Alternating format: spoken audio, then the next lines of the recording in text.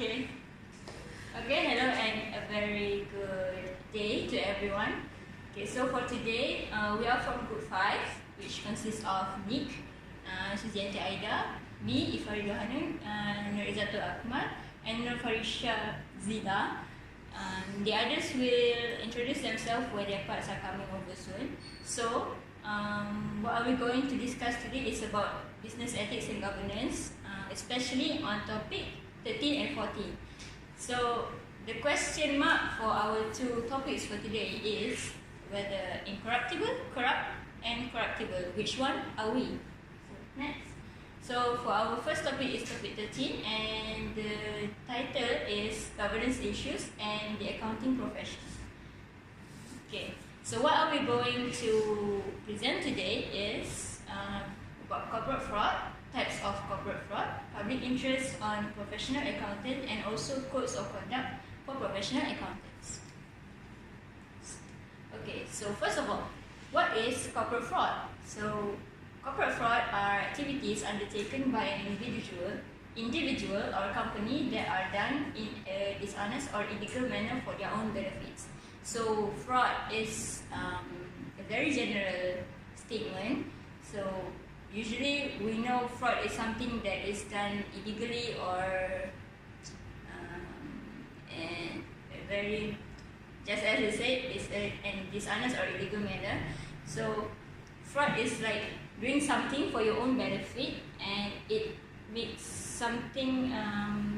It is very. How do we say it?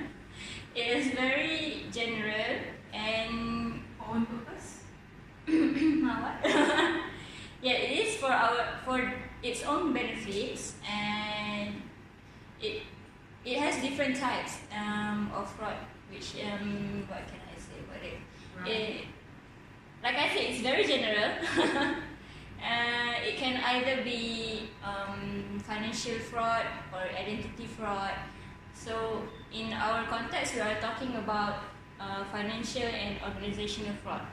So, corporate fraud is also known as corporate crime, or popularly known as white-collar crime. And most cases shown that these activities start out small and ended up being very complex when it is detected. So, usually people start these fraud cases in a very small transactions, so that it's not so that it's not detected, and it's because usually they intended it to not be ongoing, but like we know human interest. So when they see something that is very beneficial to them, regardless of whether it is in good manner or not, so they will, not all, but most of the people will eventually go down that road. So when these activities are small, so they start up and maybe in different set of accounts. Maybe first they start in another account and like maybe accruals, and then they start to payroll, and eventually when they have become too much and quite sometimes it's undetectable because it has become very complex. Next. So, some prevention to avoid this fraud, some prevention measures are done by establishing policies and laws by the government, and these activities are unethical. These corporate fraud activities are unethical and will threaten the individual or organization to credibility crisis among the public. Credibility crisis is the problem where an organization or an individual have problem to have the public's confidence in them. Like, okay, for example, maybe ABC company is involved in probably a fraud case. Maybe there is a scandal of misappropriation of asset. So even if the ABC company is restructured due to that detection of fraud, there is a probability that in future the public has lost their confidence in that company, even though the management has been restructured. So the company is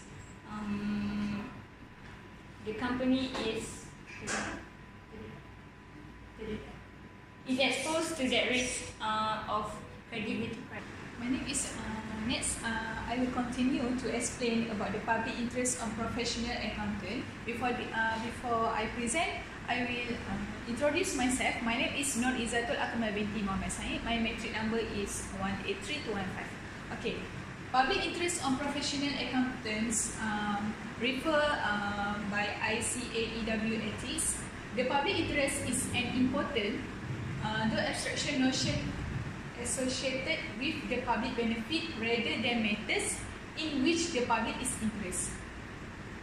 ICAEW's Charter of Incorporation refer to the public benefit as the core rationale of for the institute to be brought into existence. Accountancy profession action to further the public interest include: first, developing technical and behavioral standard. Second, establishing an infrastructure of training. Next is development, monitoring and enforcement to help ensure those standards are applied. And last is promoting programs to advance thinking and develop guidance to further the profession contribution to. Behavioral standards are manifested in ICAEW Codes of Ethics, which recognize that professional work requires the application of extensive judgment based on expert and often complex knowledge. The code is based on that of the International Ethics Standard Board of Accountants. Next. IESPA, which is could recognize the accounting profession public interest responsibility and is based around a set of fundamental principles of ethical behavior. Okay, this is code of conduct by IESPA, which is first is integrity. A professional accountant should be straightforward and honest in all professional and business relationships. Secondly is objectivity. A professional accountant should not allow bias, conflict of interest or undue influence of others. Next is professional competence and duty. A professional accountant has a continuing duty to maintain professional knowledge and skill at the level required to ensure that a client or employer receive competent professional service based on current development in practice, legislation and techniques. A professional accountant should act diligently and in accordance with applicable technical and professional standards when providing professional service. This code is want to practice our professional accountant to be advanced in knowledge and increase the knowledge based on qualification of level of their works. Okay. Next is confidentiality. Confidentiality is a professional accountant should respect the confidentiality of information acquired as a result of professional and business relationship. Means that is accountants cannot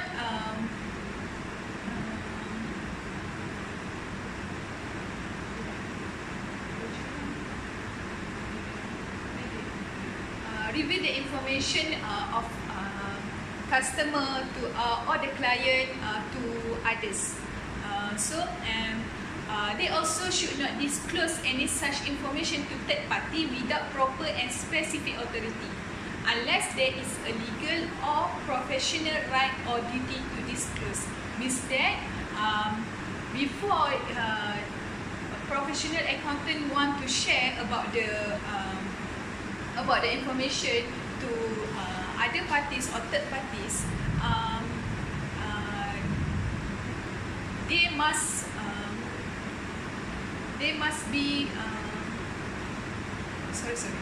Okay, next is confidential information acquired as a result of professional and business relationship should not be used for the personal advantage of the professional accountant or third parties. Okay, for the professional behavior, a professional accountant should comply with the relevant law and regulation and should avoid any action that discredit the profession. Means that when we doing the job or work in dealing the client in the a professional must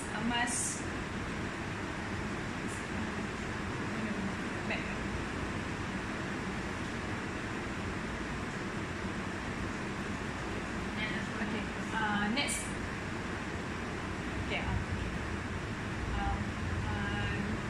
Okay. So what is means of professional behaviour, which is a professional accountant must refer to the law and regulation in other action that when they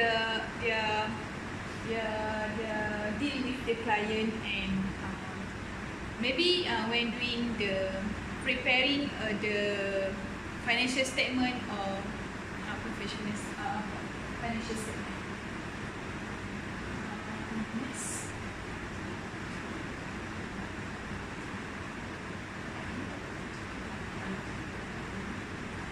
Next is about the fraud and corporate crime. Okay. Before this, my friends explained about the fraud and a little bit explanation. What is fraud? Fraud is activities undertaken by an individual or company that are done in a dishonest or illegal manner for their own benefits. Okay. Definition of corporate crime is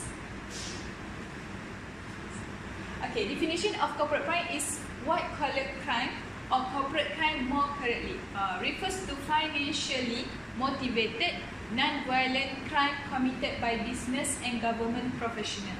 Sociologist Edwin Sutherland in 1939 defined corporate crime as a crime committed by a person of respectability and high social status in the course of their occupation. One of current issue about the fraud is economic crime in Malaysia has risen over the last 2 years. We can refer to this article, which is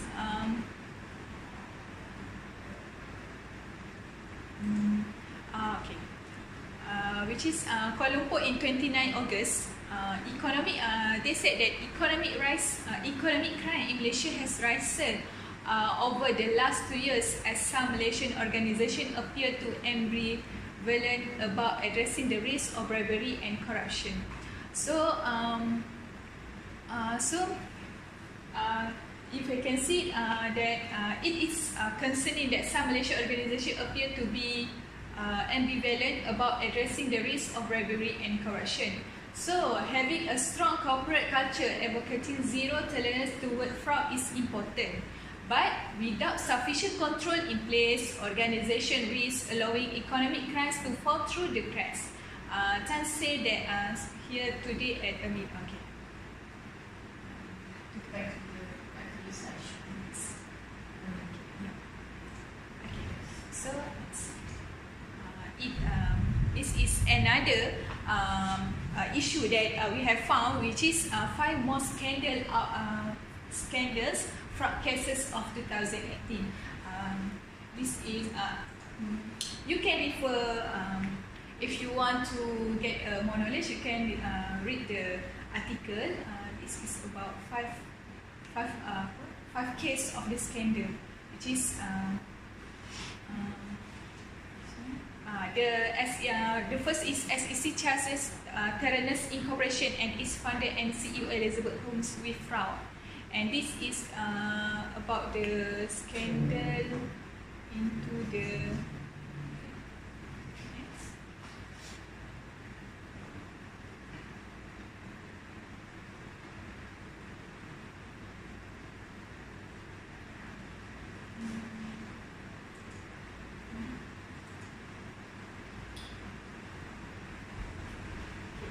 if you can see that this is Terranus, that's healthcare. This is about this is on PMB, and we know that our PMB for this involved in one MBB case. So, okay, next I will explain about convergence of corporate governance. What is convergence? Okay, convergence in corporate governance occurs when there is similarity between governance practice in different countries. Convergence is the process or state of coming together from different directions so as eventually to meet and gradually changing so as to become similar or develop something in common. Which is convergence is similarity between governance practice, which is, for example, codes of Japan is similarity with a law in UK. This is the example of convergence. So, objective. What is objective of the convergence? Is convergence of corporate governance is to improve a country governance standard. The widespread reform by way of converging practice have the potential to isolate the domestic problem. Okay.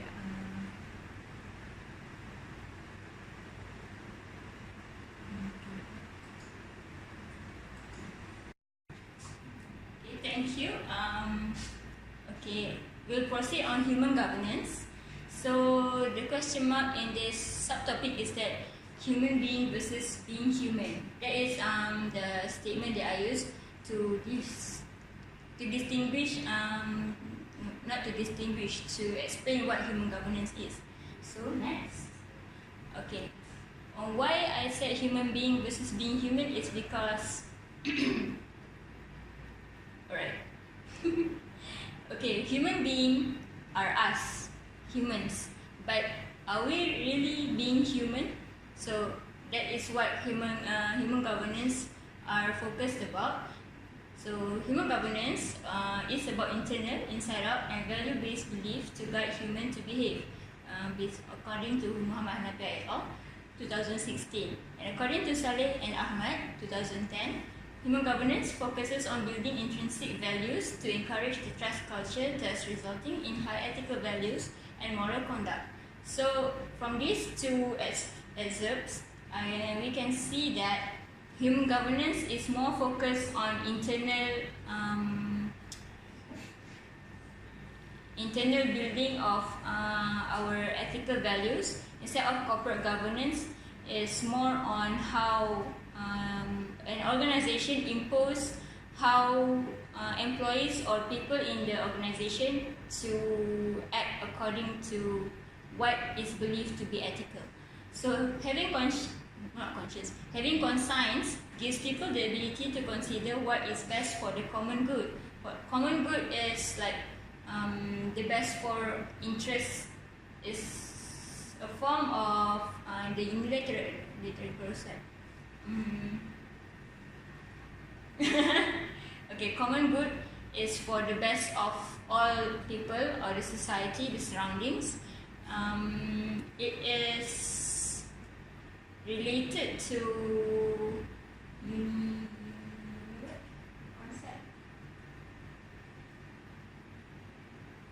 concept of ethics.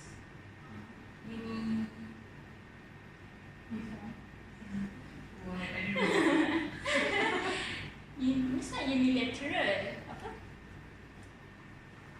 Oh my god, I forgot. Taklah, pintu apa? Okay. Okay, next. The common qualities are inherent in human beings. However, if these qualities are neglected, it will eventually decay. This can be seen like human governance. It is imposed since children. We can see that children have the same common qualities that are, like I said, inherent in human beings, like these virtues of integrity, credibility, these ethical values. It's there in every human being.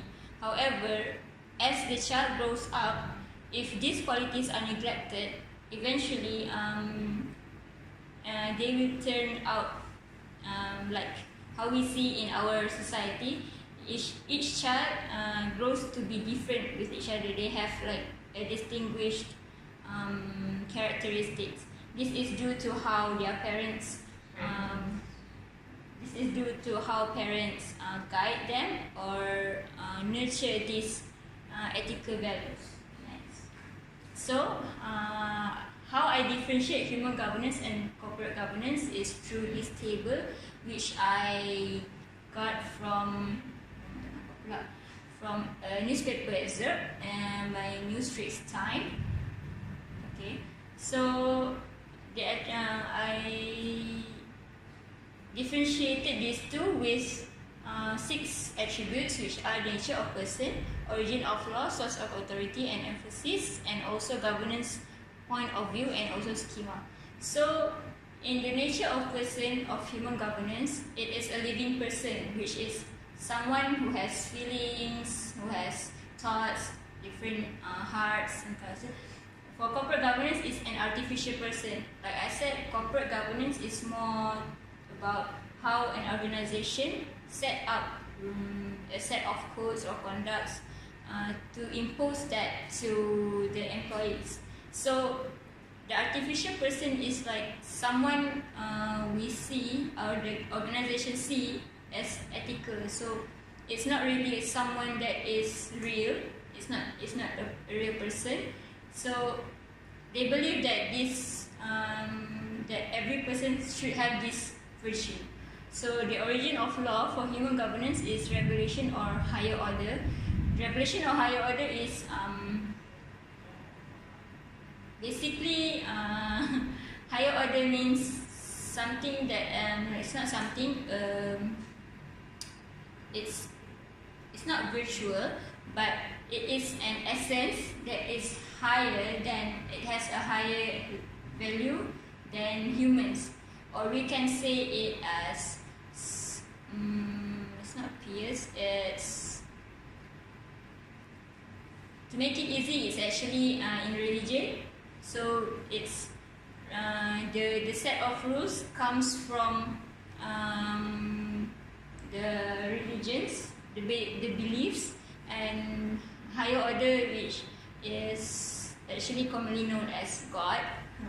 So this origin of law, of regulation or higher order is what we can say that how the religion base their beliefs and how the believers should act according to what their religions are. So in corporate governance, we use positive law or also known as human-made law. So the source of authority, rules of natural justice. Natural justice is what what we perceive, what we feel like what we should do as like that is fair to everyone. Like for every single thing that we do, natural justice comes in when we think that should I do this because it will affect somebody else. So that thought is actually natural justice, because we know that it is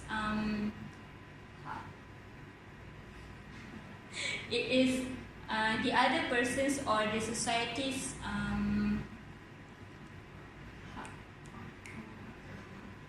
right, the other person's right to have in that matter.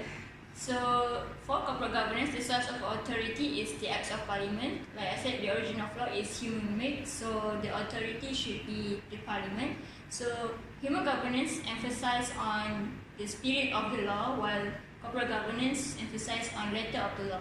So spirit of the law is what the law prescribed. I mean the intention of the law. I mean what the lawmakers are thinking when they establish the law. So for the letter of the law is actually what is written in the law. So every word that is in the jurisdiction made as the emphasis for the corporate governance. But for human governance, it's actually maybe the law is written like, okay, for every person needs to pay tax. So maybe this is just an example, maybe in corporate law, so everyone has to pay tax regarding to what has been written. But in human governance, maybe the intention to pay tax is actually to cover the needs of those who the poor, those who are not having a stable financial standings. So that is what human governance is about. It's emphasis on the intention of the law itself. So for the governance point of view, human governance is value-based while corporate governance is rule-based. And for the schema, human governance is inside, which is inner out, which means it starts internally, while corporate governance is imposed outer in. Like I said, they have a set of rules given, and the people of the organization. My name is NURFARISYA ZIELA, so I will continue to codes of corporate governance.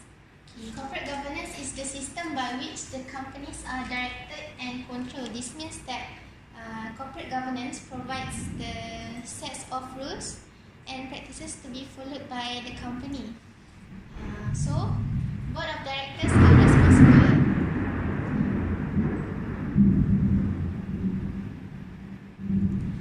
Board of directors are responsible for the governance of the companies.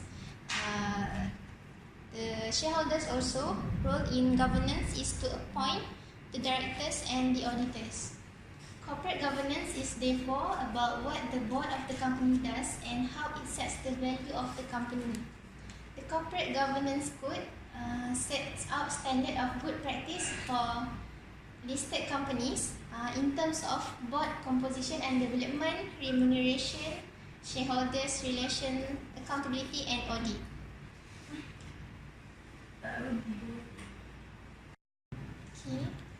Codes of corporate governance principles.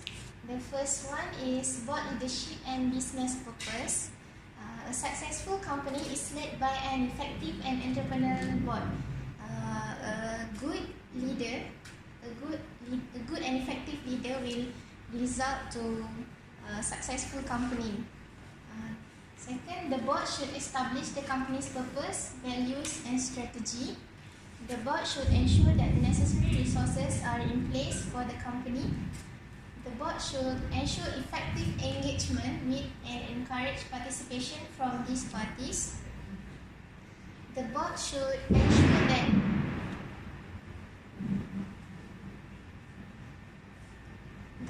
ensure that workforce policies and practices are consistent with the company's values and support its long-term sustainable success. Okay.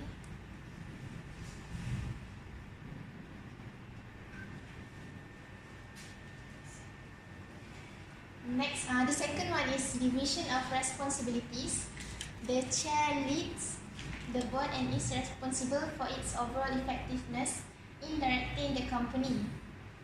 In this context, there should culture of openness in the company. The board should include an appropriate combination of executive and non-executive, and in particular independent non-executive directors. Next, non-executive directors should have sufficient time to meet their board's responsibilities. The board, supported by the company secretary, should ensure that it has the policies, processes, information, time and resources it needs in order to function effectively and efficiently. They should provide strategic guidance and specialized advice in the company. The third one is composition, succession and evaluation. Appointments to the board should be subject to a formal, rigorous and transparent procedure. This means that the appointments must be easy to follow by the board. An effective succession plan should be maintained for board and senior management. The board and its committees should have a combination of skills, experience, and knowledge. Annual evaluation of the board should consider its composition, diversity, and how effectively members work together.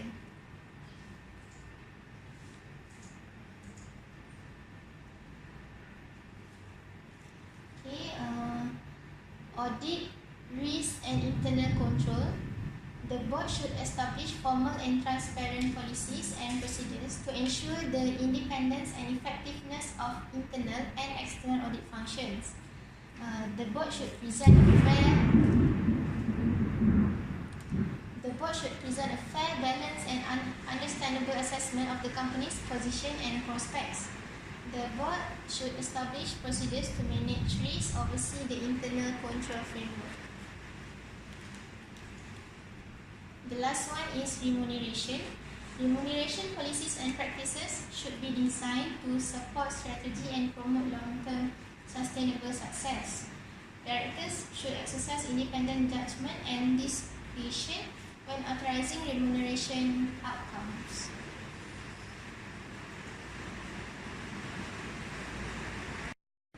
Thank you, Iwa, again. So, I will proceed for this, human government versus corporate government. So, as what Iwa said previously, corporate governance is an important thing since there is no needs of rules and regulations to control society as a whole and avoid the unwanted behavior. However, human governance focus on the human aspect and how to govern them internally. So, what can I say with this is that corporate governance is more likely external and human government is more likely internal. So, I quote this word from the Associate Professor Dr. Arfa Saleh. We do not want people to do the right things because they are compelled by law or by code. We want to encourage integrity, doing the right things even when no one is looking, as something that you do for the best of the organization. So I will end this presentations of the topic with this. Okay, so thank you. This is our reference. There are 7 reference. So as what you was said previously, the slide might not appear in the video, but you can see it from the slideshow, but here we cannot see clearly. Okay, so that's all for this topic. So we proceed to the case. Okay, hi. I will proceed to our case study presentation. Happened in Asia Pulp and Paper. Okay, I will start on the overview of Asia Pulp and Paper. Asia Pulp and Paper, also known as APP, based in Jakarta, Indonesia. APP is one of the largest pulp and paper companies in the world. It is founded by Ika Jika Wijaja. It has 14 major companies in Indonesia and China. So, APP has current annual combined pulp, paper, and packaging grade capacity of 18 million tons per year. So, it has market their products to 120 different countries. Okay, the crisis.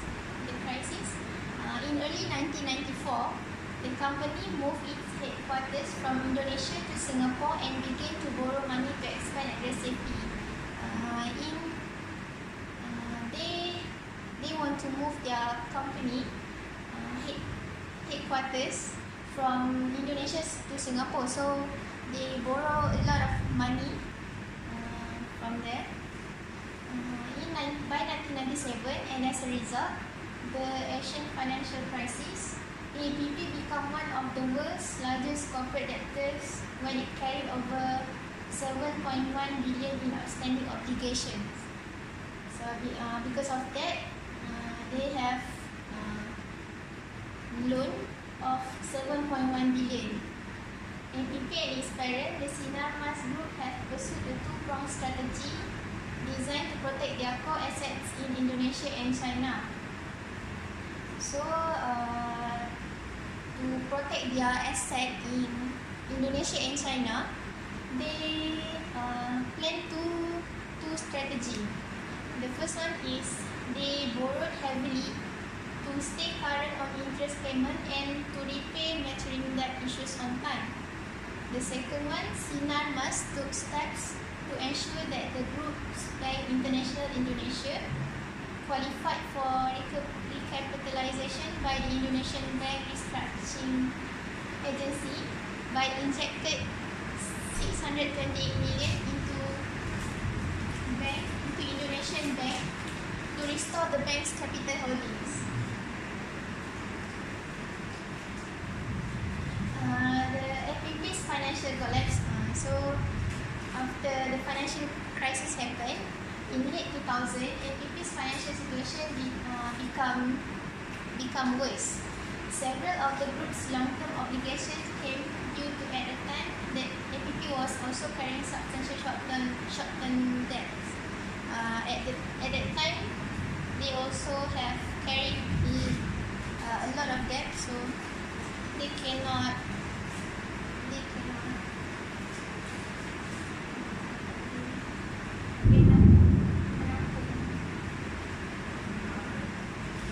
cover all the debts, all the long-term debts.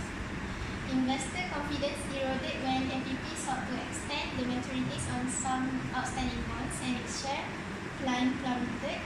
After missing coupon payments for two of its Indonesian paper companies in early 2001, APP announced a debt standstill. So, for question 1 is identify and discuss the corporate fraud and credibility crisis affecting Asia Pulp and Paper Company Limited, also known as APP. What have been the factors causing the crisis?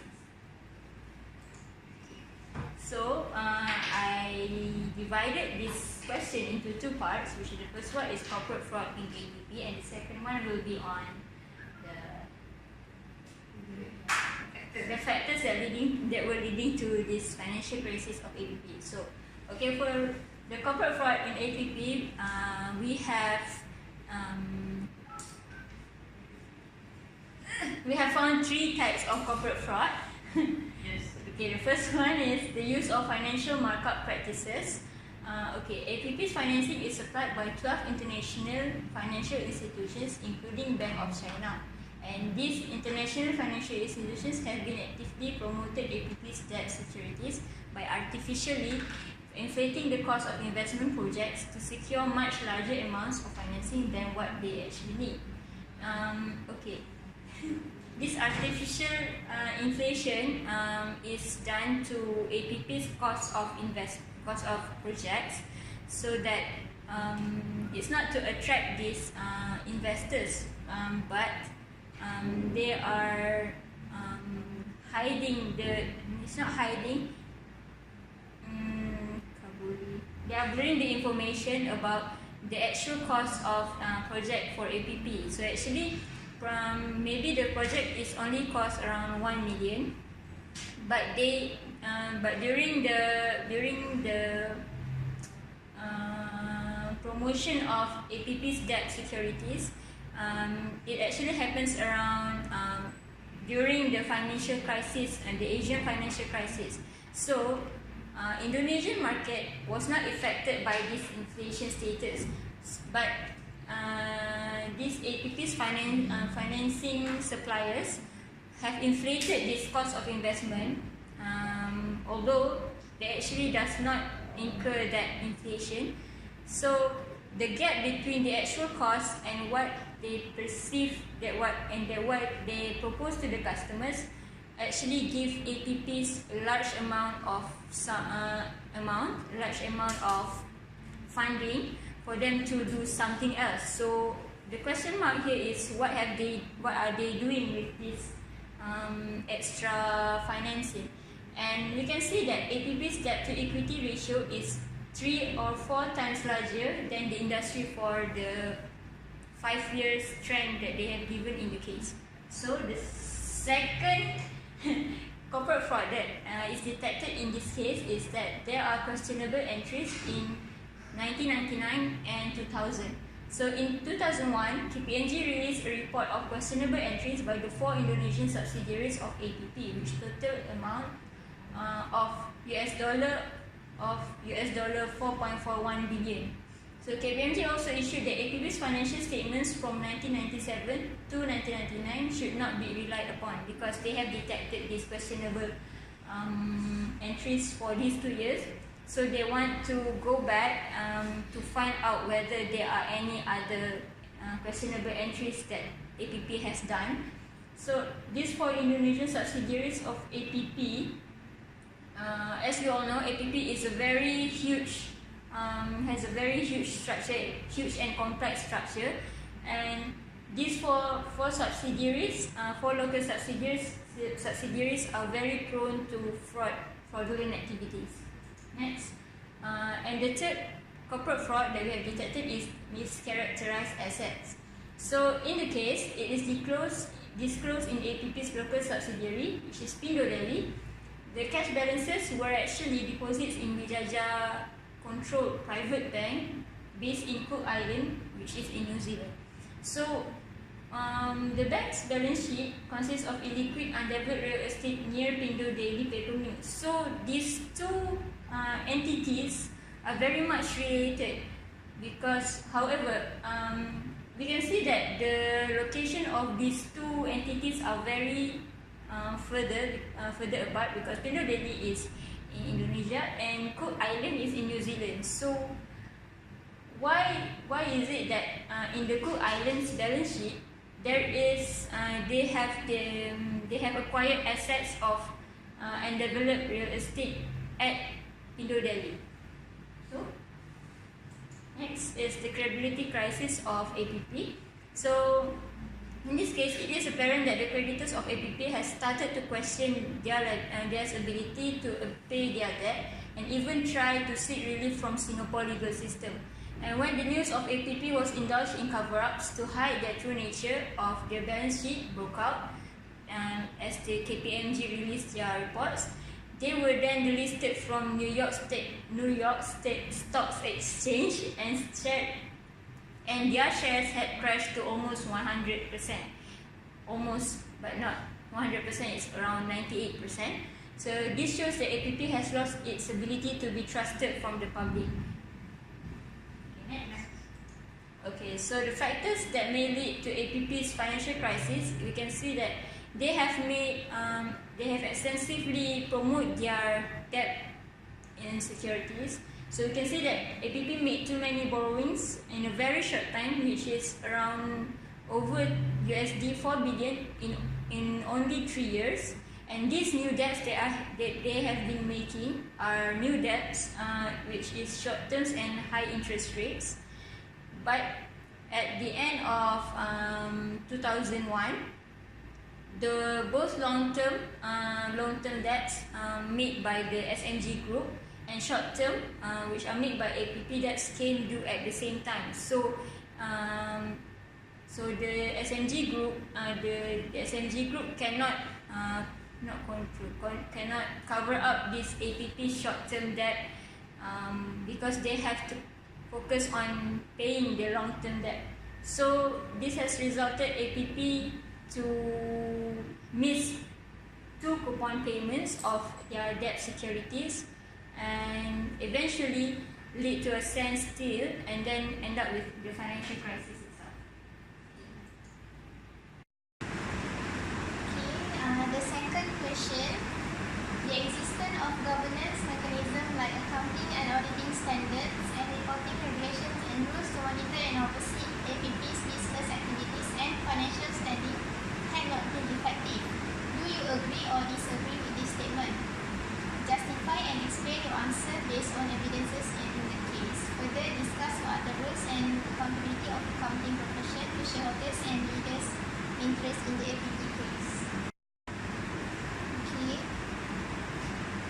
Okay, at first we agree that the existence of governance mechanism like accounting and auditing standards and reporting regulations and rules to monitor and oversee APP's business activities financial standing is not effective. This is because even though the governance mechanism has listed the ethical values in accounting, APP company does not comply with the rules and standards.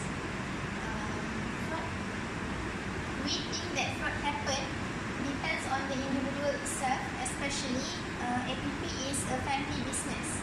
So when it is a family business, the top managers give advices to the lower level, so they have to follow their instructions. The rules and accountability of accounting profession. The first one is to ensure that the companies improve their financial, social, and environmental performance. Professional accountant can increase shareholders' confidence in the company's financial statements. The third one plays a major role in tackling corruption in a company. In this case, the professional accountants do not perform their job in a good manner because they have lack of credibility that accountants should have. So this issue is a very serious issue that there is a decline in reporting credibility. So Okay, question 3 is, what are the importance of codes of conduct for professional accountants to the profession and to the users of financial information of public listed company like APP? Have the codes managed to deter or discipline the professional accountants in APP case from conspiring with the company? Give your opinion. What are the constraints of the professional accountants who prepared and audited respectively the APP accounts, and what could drive them to allegedly support the misstatements and or omission of figures in the financial report of APP? And lastly, what are the implications of these actions to the lenders and shareholders of APP? So the question for this answer, we start off with the importance of codes of conduct for professional accountants. The question asks us to differentiate the role, the importance to the profession and also to the users of the financial statements. Okay, so firstly, to the profession, the codes of conduct acts as a central guide for reference to support daily decision-making process, and the code encourages ethics and compliance, which enables employees to handle ethical dilemmas in their work, and it also acts as a benchmark to measure performance of individuals or organizations.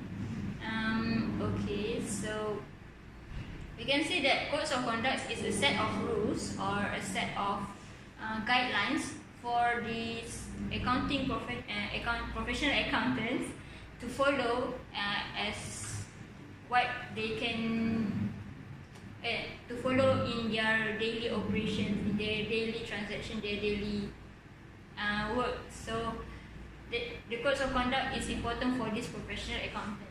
So next, also to the profession, these codes of conduct reduce the risk of unethical and illegal acts by the employees, and it encourages employees to work in their best behavior while maintaining a sound business practice.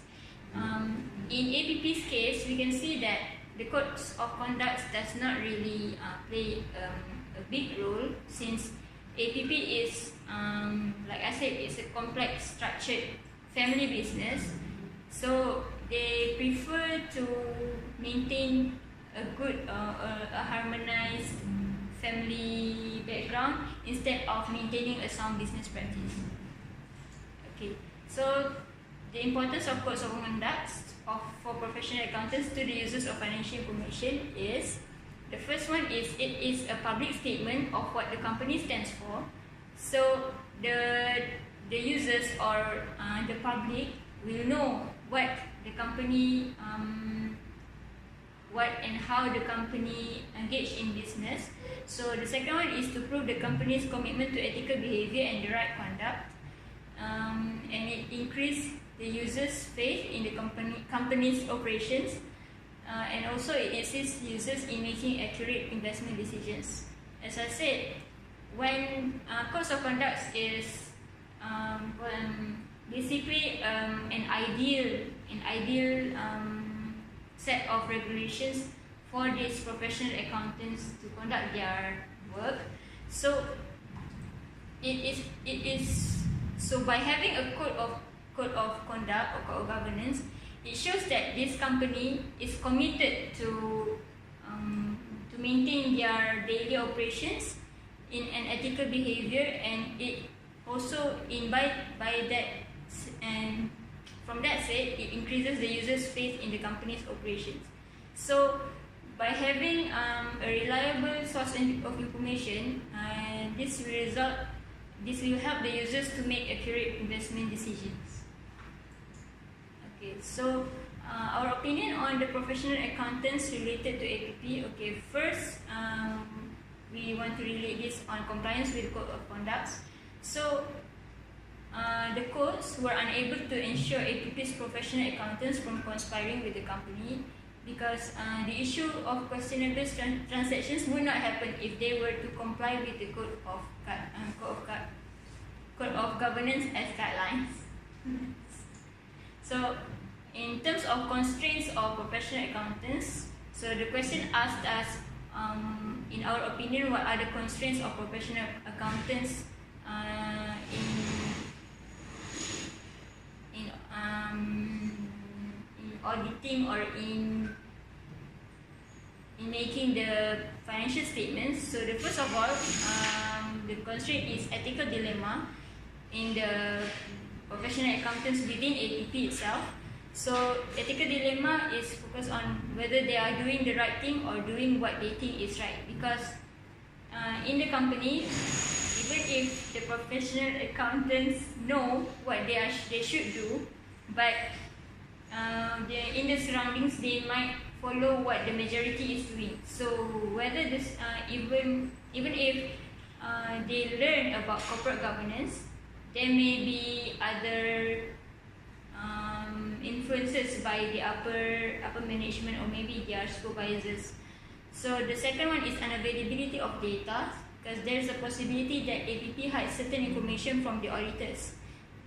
This is due to, we can see that they have some questionable transactions, so there is a probability that they want to hide those transactions from their auditors.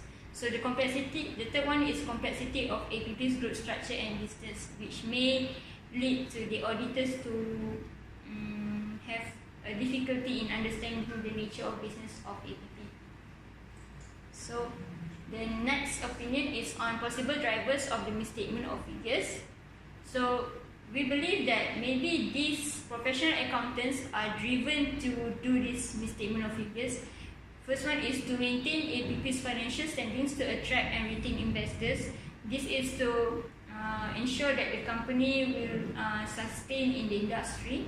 So maybe they are blinded by the upper management or supervision and supervisors' encouragement, so that the business will do well in future. So they were motivated to do so. So the second one is maybe there is an agreement made to ensure confidentiality and possible form of incentive for these professional accountants to do this misstatement of figures. So the agreement made to ensure confidentiality maybe is within the department itself, because they want to hide the identity of those who are doing this misstatement in figures from the auditors. So they feel more secure to do so, and that drives them to do the misstatement of figures. So the next one is on implication of actions to lenders and shareholders, the implication of this misstatement of figures. So the lenders were unable to make the right decisions since they are proposed with inaccurate information. And this can be seen because since the information is not what we see as the truth, because they have like the first one is that they inflated the cost of projects. So probably they decided to invest on a project that they see as they see as the cost to be the same as other companies in the industry. However, they can actually invest in the same in APP's business for a lower cost. But so they were unable to make the right decision because the information is unreliable because it's not true. So the second one is the lenders may feel deceived because they were promised with a good outcome, but later APP were unable to pay coupons on time. This is due to the number of debts that APP has made. They have been promoting their debt securities for around nearly, like I said, 4 billion for only 3 years, and all of those are short-term liabilities. So these investors were promised with a good outcome because APP has explained that they were able to find a lower cost of raw materials around Indonesia. So they were able to have a big gap, a big profit margin for their business. So they will be able to pay the debt securities on time. However, when the time comes, the due payment for both APP and the group clashed. So they were having too many cash outflow, and they were unable to pay the debts on time. So due to this, from the case, you can see that the investors or the lenders decided to withdraw from the investment. Okay, so moving to question 4. So for me, thank you. So thank you, Eva. I will proceed for these questions. So, what are the challenges faced by the shareholder and creditor of APP when doing business and investing in such a family business? Do you think a fraud and a corporate crime have high probability to happen in a family or non-family business, or it depends? So, was the financial challenge collapse in APP due to the family members' mismanagement, misconduct, or misappropriations, or was more of bad management of resources and risk? So, yeah. So basically, for these questions, I will separate into 3. So, yeah. What are the challenges faced by the shareholder and creditor of the APP when doing business and investing in such a family business? So basically, inspect in the facts that APP debt largely came from the offshore creditor, the group financial collapse hold serious implications for Indonesia's macroeconomy. So basically, APP debts seriously large and seriously impact the Indonesian macroeconomy. So most immediately, APP default on the payment has threatened to trigger the collapse of Bank International Indonesia, BII. Yeah, the country's second large private sector bank. So through early 2001, BII carried on its book over US 1.3 billion in related party loans to Sinar Mas /APP affiliates. So next. So Indonesian finance official recognized that Sinar Mas APP failure to repay this loan would result in enormous costs for the government. If BII collapsed, and the government would not only lose its recapitalizations investment, which is at US 952 millions, but it would also be required to pay out close to US 2.2 billions to the bank depositor. So most significantly, the failure of BII could easily catalyze a second financial crisis by undermining the nation now recapitalize the banking sector. So, to preempt such a possibility, the Indonesian government announced in January 2001 that it would be guarantee repayment of BII related to the party loan in spite of the fact that APP had already begun to default on repayments to some creditor. In return, the Indonesian restructuring agency took steps to secure. But basically, when this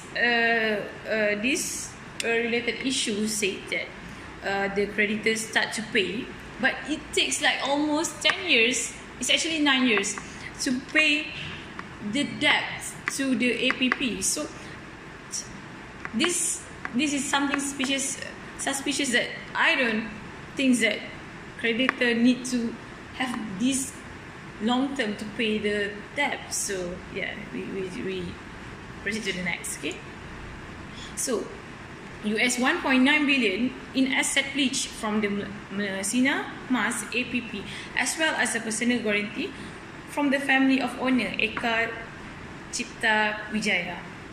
So the group believed to have a pledge to IBRA share in all of its Indonesia operating units, include its pulp, and paper mill, as well as the plantations company. Offshore creditors have expressed concern that some of these assets might have already pledged to bondholder, implying that some of the party may not get paid in the event of a default. So, most of APP financial obligations are owed to the International Investment Bank and bondholder from the North America and Europe. So, the options available to offshore creditors are severely limited, however, by the fact that APP operating companies are largely located in Indonesia and China. Neither the country has a strong bankruptcy law, which would allow creditor to seize or liquidate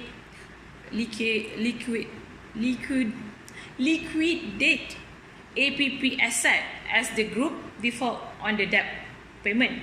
Indeed, commercial regulations in those countries stand in the marked contrast those in the Singapore, where Asia Pulp and Paper is incorporated, which strongly favor creditor and require owner of in-debt company to assume unlimited personal liability. So basically, when we talk about the creditor, they have this limited of the creditor that available. So yeah. So next, the position of offshore creditor is further complicated by the fact that APP and the Sina Mas Group have pledged a substantial portion of the asset to IBRA. So, and have entered to an initial debt restructuring agreement with the Chinese bank. In the event that APP assets are to be liquidated, IBRA and the Chinese bank are much stronger positioned to benefit than the International Investment Bank or a bondholder. So basically, when they ask for help, they ask for the help from the someone that are more stronger, which is that IBRA and the Chinese bank. So it's helped them from liquidated actually from the winding up. So yeah. For the offshore creditor, negotiating a comprehensive debt restructuring agreement with APP is perhaps the only option that will allow at least partial debt recovery. So yeah, it's only allow for a partial, but it will help them.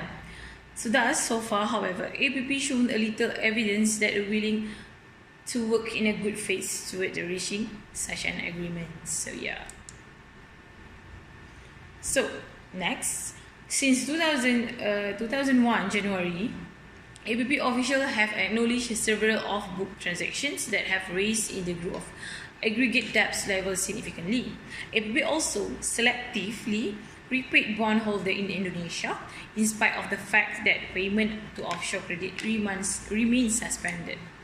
Moreover, creditors are unlikely to have access to APP audited account until September 2001. So basically, this is the challenge of the creditor and the shareholder, but more likely I say about the the creditor. Yeah. Shall we proceed to the next? Do you think the fraud and the corporate crime have highly probability to happen in this family or a non-family business? So generally, for me, my own opinion, generally from this case study, I realized that fraud, corporate crimes have probability to happen in both, whether in family or non-family business. But it's depend on how or what benefit that they want, and in terms of financial motivations for their own benefit. Sometimes they do this for their own purpose. They want to get their own benefit from themselves. So basically, it's hard to say that this thing only happen in your family or non-family. It's happened in both.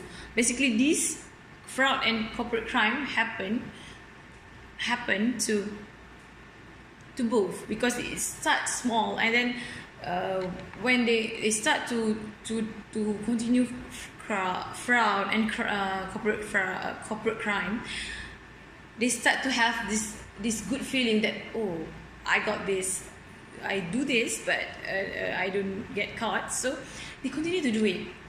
So, but as stated as KPMG, after they changed the auditor, released that a report that questionable entries by the 4 Indonesian subsidiary of APP, and also state that the financial statement from the 1997 into 1999 should not be relied upon.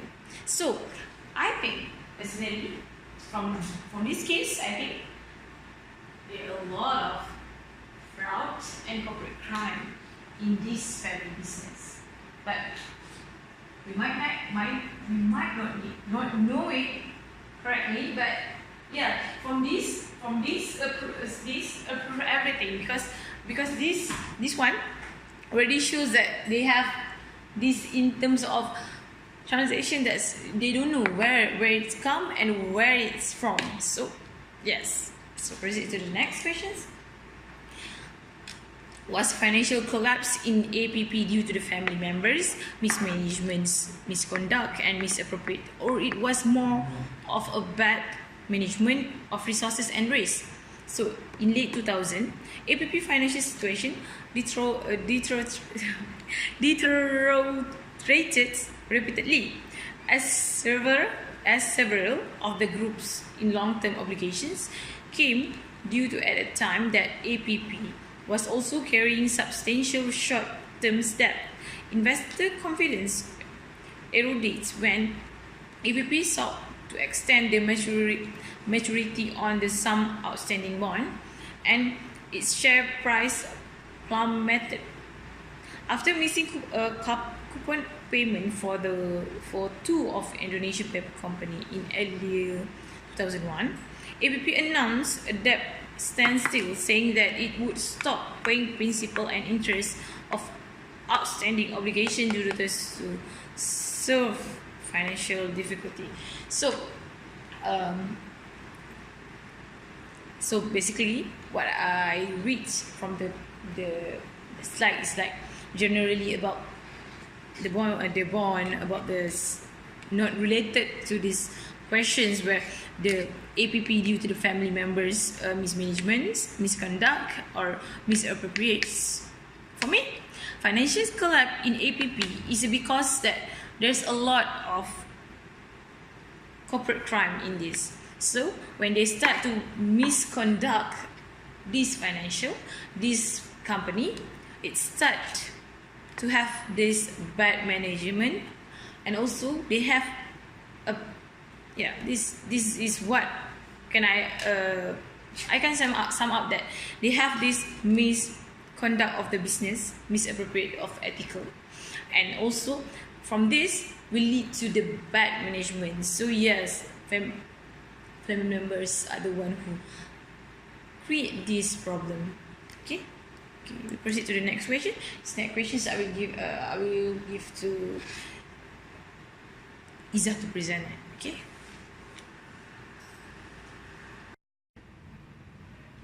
Thank you, Aida, for. Okay, next I will continue to answer question 5, which is give recommendation to APP how to resolve mismanagement, misconduct, fraud and misappropriation in the company using human governance and latest best practices of codes corporate governance of country with high governance and integrity index. So, in human governance encourage each people or individuals in organization practices this ethical when doing work. So, based on our understanding, is human governance. Human governance try to point out which no point we create always a lot of ethics value in if human himself do not react to these ethical values. We agree on Professor Dr. Arfa which we do not want people to do the right things because they are compelled by law or by codes. But we want to encourage integrity, doing the right thing even when no one is looking. So, to solve this problem in mismanagement, misconduct and fraud matter, APP can follow the rules such as corporate governance to ensure all staff are doing their work with ethical value. APP can monitor how staff are implementing this ethical during their works. So, in viewpoint of corporate governance, what we can do is first is board leadership and effectiveness. APP is collectively responsible for the long-term success of a company and the delivery of sustainable value to its stakeholders. It is imperative for the APP to govern and set the strategic direction of the company while exercising oversight on management. APP needs plays a critical role in setting the appropriate tone at the top, providing thought leadership and championing good governance and ethical practices throughout the company. Next is responsibilities that can be practiced to APP and the management itself. First is we suggest that APP providing leadership for the board so that the board can perform its responsibility effectively. Second, setting the agenda and ensuring the members receive complete and accurate information in a timely manner.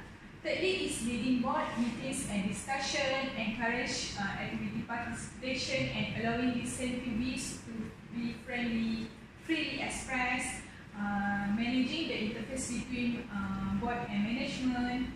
And next is, second is risk management and internal control framework. What is APP can contribute we know that proper risk management and internal control assist companies in making informed decisions about the level of risk that they want to take and implement the necessary control to effectively pursue their objective. So, successfully companies integrate effective governance structure and process with performance-focused risk management and internal control at every level of the company and across all operations. So, from this is we can suggest that APP should establish an effective risk management and internal control framework. Second is APP also should disclose the feature of its risk management and internal control framework and the adequacy and effectiveness of this framework. To be practiced, APP can practice with that APP should determine the company level of risk, tolerance and actively identify, assesses and monitor key business risks to safeguard shareholder investment and the company assets. Second is internal control are important for risk management and the board should be committed to articulating, implementing and reviewing the company internal control framework. Okay, third is integrity in corporate reporting and meaningful relationship with stakeholder. Engagement and communication with stakeholder builds trust and understanding between the company and its stakeholder. It provides stakeholder better appreciation of the company objective and the quality of its management. We know that stakeholder is our customer, our shareholder, our staff. So this is Wilton will as a stakeholder in evaluate the company and facilitate shareholder to determine how their votes should be exercised. So what practice can APP do is APP ensure there is effective, transparent and regular communication with its stakeholder. APP which large company and many shareholders are encouraged to adopt integrated reporting based on globally recognized framework. Communication with stakeholders can be achieved through various means. So this is a suggestion that APP can communicate by with their stakeholder. First is establishing an investor relation function. Second is conducting engagement forum, organize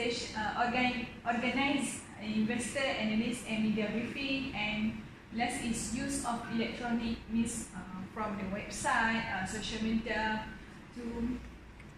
to get the communication with stakeholder. So, I will sum up these conclusions. So, number 6 is a conclusion. Give your reflections on the lesson learned from the problems and crises faced by APP. So, we continue.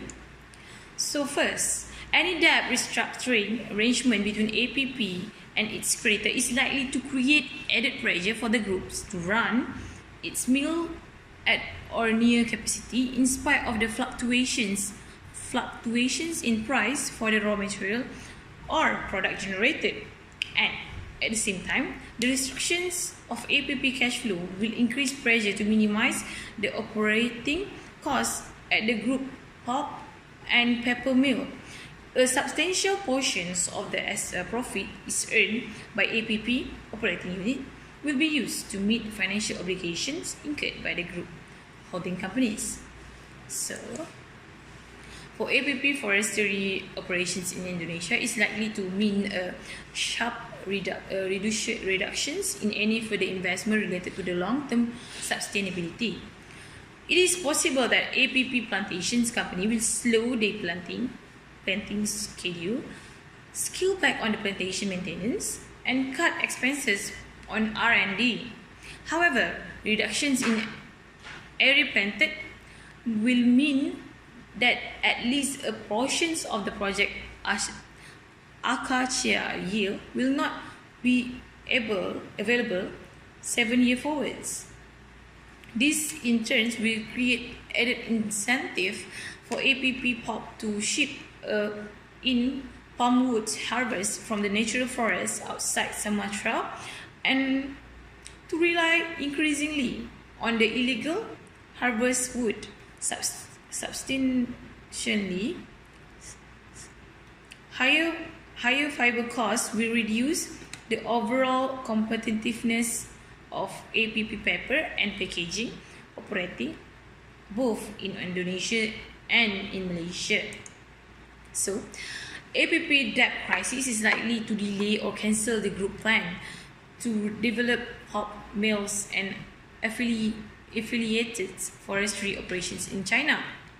This raises questions about the long-term competitiveness of APP paper and packaging processing unit in China, particularly if the access to low-cost pulp from Indonesia is restricted.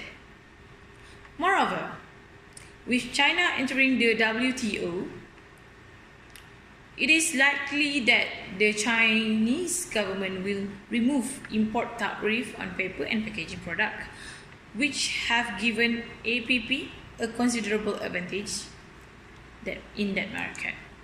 So the magnitude of the APP corporate debts US 13.4 billion and counting it accounting means that the group default on the payment is likely to have a broader effect within the financial finance sector, at least temporarily loose for international financial institution. An investor group may sharply reduce capital allocations for new pulp and paper expansion for Indonesia, China, and other part of the Asia or Pacific regions. For Indonesia in particularly, the collapse of APP is likely to significantly undermine offshore finance flow into other sector as well. So that's all from us. Thank you.